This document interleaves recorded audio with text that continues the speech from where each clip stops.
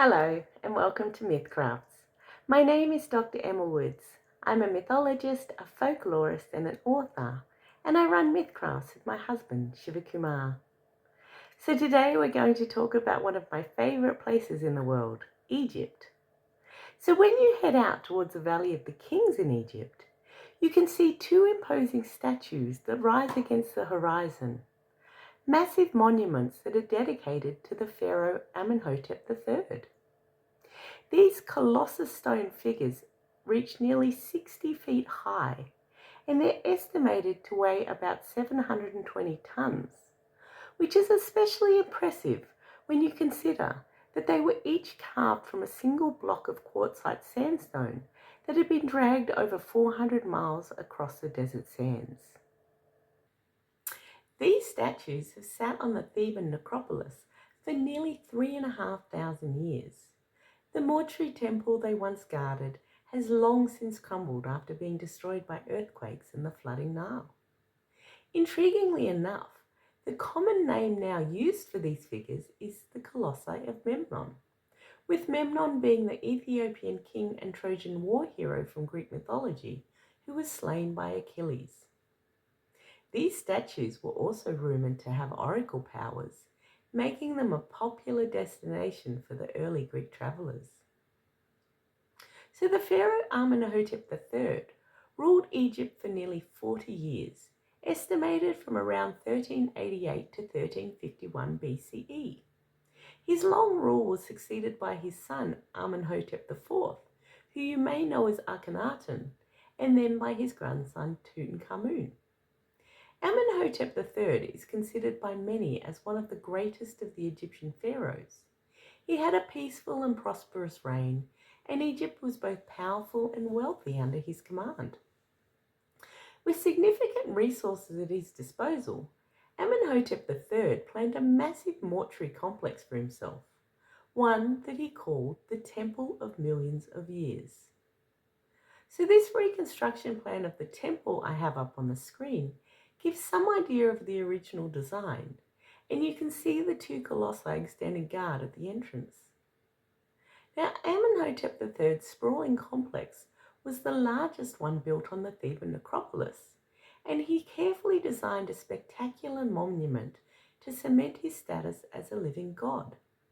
But unfortunately, it was his innovative ideas that would eventually lead to the structural downfall of his temple.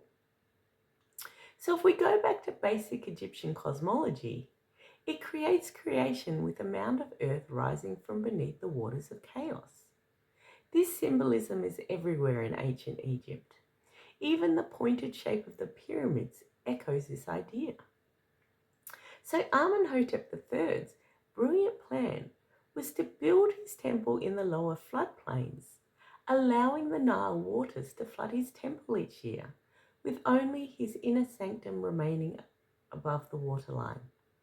So each year, as the Nile's waters receded, the Egyptian people would witness a miracle of cosmic creation as Amenhotep III's funerary monument would emerge from the waters as a symbolic reenactment of creation.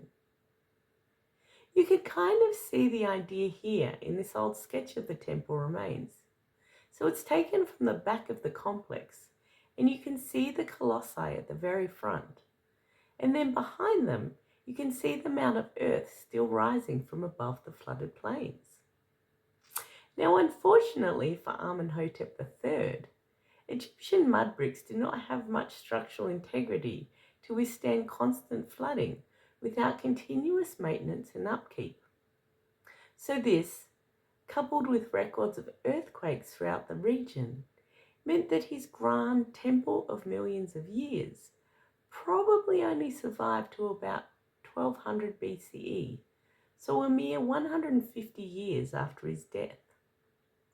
Now, the quartzite sandstone of the two colossal statues of Amenhotep III, however, was significantly more impervious to flooding water, and so they remained standing. Even without the temple behind them, they were still considered magnificent landmarks. And as the centuries passed, the statues continued to be a notable attraction upon the floodplains, especially given that they were visible from distances of over 10 miles away. The evolution to the name Memnon occurred in part due to the political and cultural variations of the region. Following Alexander the Great's conquest of Egypt in 1332 BCE, it was subjected to around 300 years of Greek occupation and then was subsequently annexed into the Roman Empire.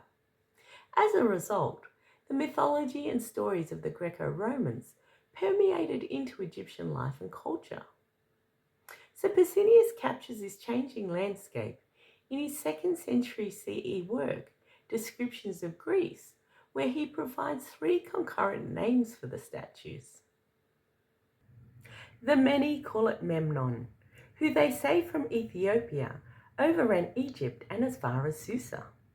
The Thebans, however, say that it is a statue, not of Memnon, but of a native named Amenhotep, and I have heard some say that it is Sesostris. Now Pausanias explains that while most of the population associated the statues with Memnon, the original Thebans used a different name. And this name is more than likely Pausanias' attempt to phonetically capture the guttural Egyptian pronunciation of Amenhotep. I'm not going to attempt it myself, but on the screen I have the International Phonetic Alphabet breakdown of the Egyptian pronunciation of Amenhotep, and it would have sounded very different to our anglicized version, especially as you can see it contains 2 glottal stops. The third name, Sesostris, comes from Herodotus and represented an idealized form of an Egyptian king. It was taken from Egyptian historical references and then had a heavy dose of Greek ideals mixed in. So the name Memnon being associated with the statues can be traced to around 27 BCE, when another earthquake shook the region of Thebes. These shockwaves caused the northern colossi to crack and partially collapse, and the statue was split in half with the torso toppling to the ground. Now it was after this collapse that a strange phenomenon occurred. The colossi began to sing at dawn. So Strabo captured this in his geographies, where he says, "Here are 2 colossi, which are near one another and are each made of a single stone. One of them is preserved, but the upper part of the other, from the seat up, fell when an earthquake took place, so it is said. It is believed that once each day a noise, as of a slight blow, emanates from the part of the latter that remains on the throne and its base. And I too, when I was present at the places with Aelius Gallus and his crowd of associates, both friends and soldiers, heard the noise at about the 1st hour." So when the statue suddenly began to sing at dawn, many assumed it was because a ghost or a spirit had taken up residence. Its connection with King Memnon occurred due to his parents. His mother was Eos, the god of dawn and mother of the wind. The singing of the statue at dawn was said to be King Memnon greeting his mother each morning as she rose to start the day. Now the Memnon statue gathered fame as an oracle, and many made the pilgrimage out to it in the hope of gaining the good fortune that was supposed to come with hearing the statue's sound. Although the term sing may be a little bit overblown. If we go back to Pausanias' account, he notes that the sound one could best liken to that of a harp or lyre when a string has been broken. So one of the more notable visitors to the statue was the Emperor Hadrian, accompanied by his wife Vibia Sabina, and they certainly made their presence known. They recorded the visit by having the poet Julia Balbilla compose verses of their experience and then etch them onto the leg of Memnon. Balbilla recounts their multi-day visit to the statues over a series of 3 poems, explaining how the emperor was angered on the first day when Memnon failed to sing to his wife. Well versed in diplomatic flattery, Balbilla attributes his silence to the statue being awestruck by Sabina's beauty rather than the omen of bad luck associated with the oracle's failure to sing normally.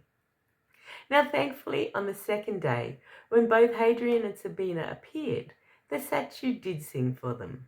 And Babila captured this in her verses, reinforcing Hadrian's position as a divinely appointed emperor.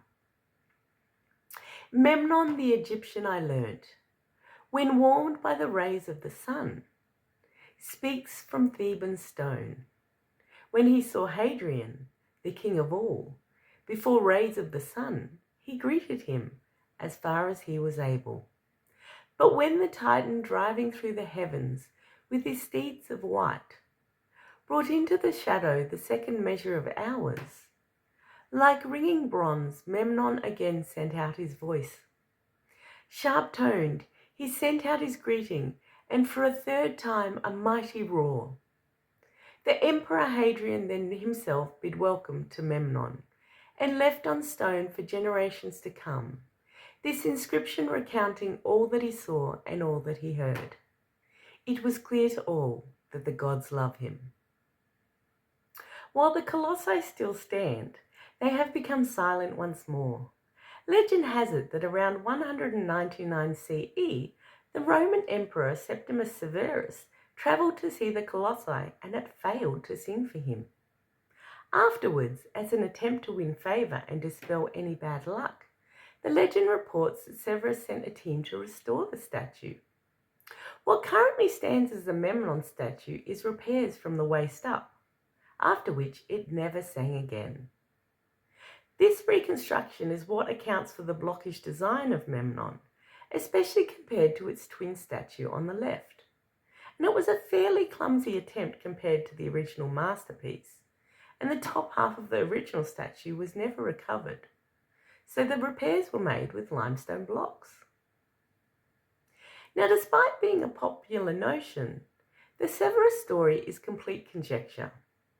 It was a hypothesis floated around 1833 by archaeologist Jean-Antoine Latrone, which he based purely on Severus being the last notable person to visit Memnon before the repairs, rather than any evidence that he completed the reconstruction.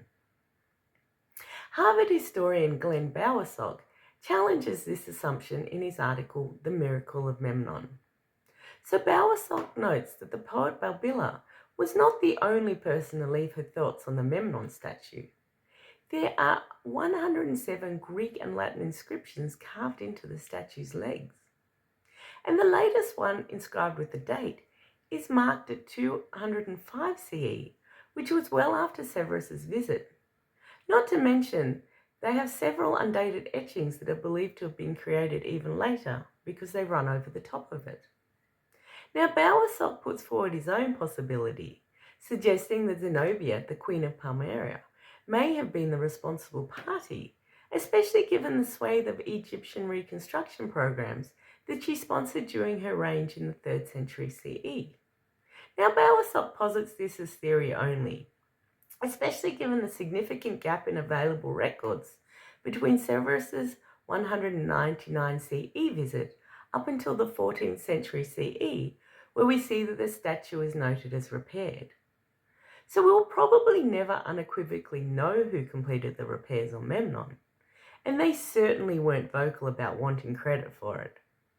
But honestly, given the poor quality of the reconstruction and the fact that whoever completed it managed to destroy a popular oracle, which certainly would have had bad omens attached, you can't really blame them for not wanting to record it for posterity. So I'm going to end this one here, but thank you again for joining us, and please don't forget to like this video and subscribe to our channel. Goodbye.